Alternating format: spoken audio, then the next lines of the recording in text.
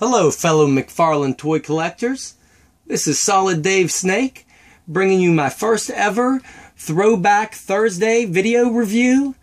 And if you guys remember, about a month ago in that video I asked my subscribers what they wanted to see me review. I got some pretty good feedback on doing some classic figures, and since I review a lot of Walking Dead action figures which are made by Mcfarlane Toys, I thought it would be very fitting to go back and do his very first toy line he ever did, Spawn.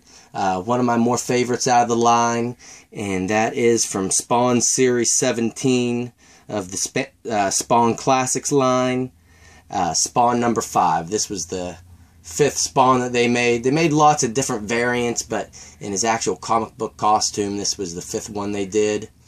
And this was the first series where they try to introduce statue-like poses with less articulation to mimic comic book artwork. And if you can tell, this statue, or figure should I say, is actually a representation of this Spawn issue 87. If you can tell, he's posed exactly the same way in the same symbiote outfit. His outfit actually evolves over time because it's kind of living like Venom. So this is after he's got the extra gauntlets on and everything, and just mimics it very well. And you actually get it in 360 degrees, kind of 3D comic book artwork. So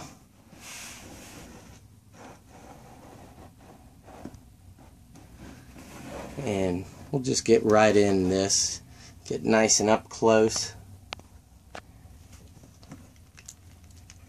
and get a zoom in on his face here.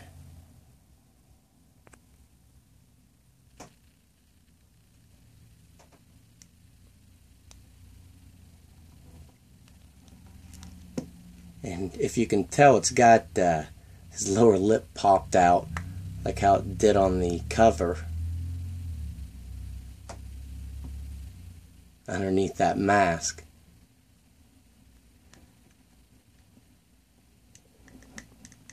It's kind of hard to get a good view in there. He's a real dark figure, but they actually used real chains too. That chain right here is actually a real chain, and his cape is real pliable. These are actually a little bit of a harder plastic. Skulls connecting to the chains, nice and detailed. Their sculpts were just phenomenal. And I kind of like how they went to that statuesque look with these, with less articulation, because they really put a lot of detail into these when they started doing that. Just a lot of variation in the sculpt on the cape. And paint shading, throwing black in there with the red. Looks really good.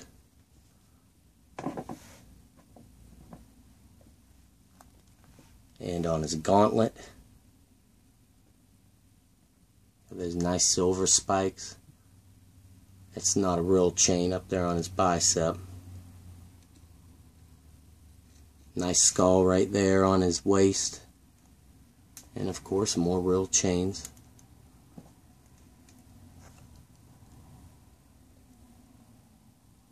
And that great detail continues down to the gauntlets on his feet. And those spikes popping out make it nice to wrap that chain around. Doesn't have that big one on this side. And he comes with this base that I had him pegged into. You can see where his feet go, where both pegs are. And this base is really nice. It's from his alleyway when he had all the skeletons there and the rats surrounding him.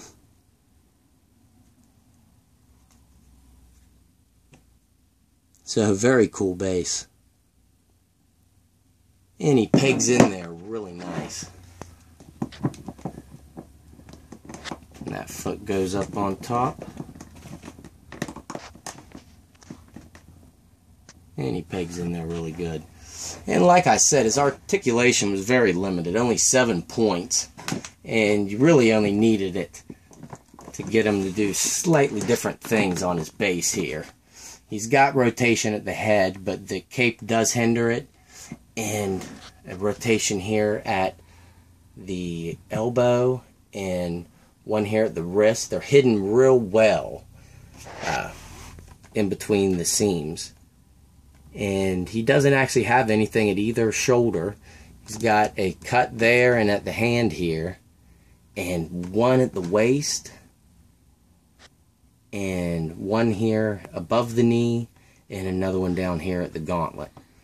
So very limited, but you really don't need it. This is meant to just put on the base and display on your shelf, and is really nice. And I just love Spawn. He was one of my more favorite comic book characters. Spawn and Wolverine were two of my favorites, and geez, I have issue 1 to 100 something or other of Spawn before I got out of it, before they changed artists. Mcfarlane did the first, I believe it was 17 issues of Spawn, and then that Greg Cowpool, I believe, I forget how to pronounce his name, been such a long time since I said it, but he picked up from there and did the series for a while. But I got a lot of these old Spawn action figures, so if you guys would like to see more of them and like me to continue these Throwback Thursdays, just let me know in the comments, and I appreciate it. I actually have another review coming out here today. I'm going to double up on the first Throwback Thursday, so stay tuned for more, guys. Thanks.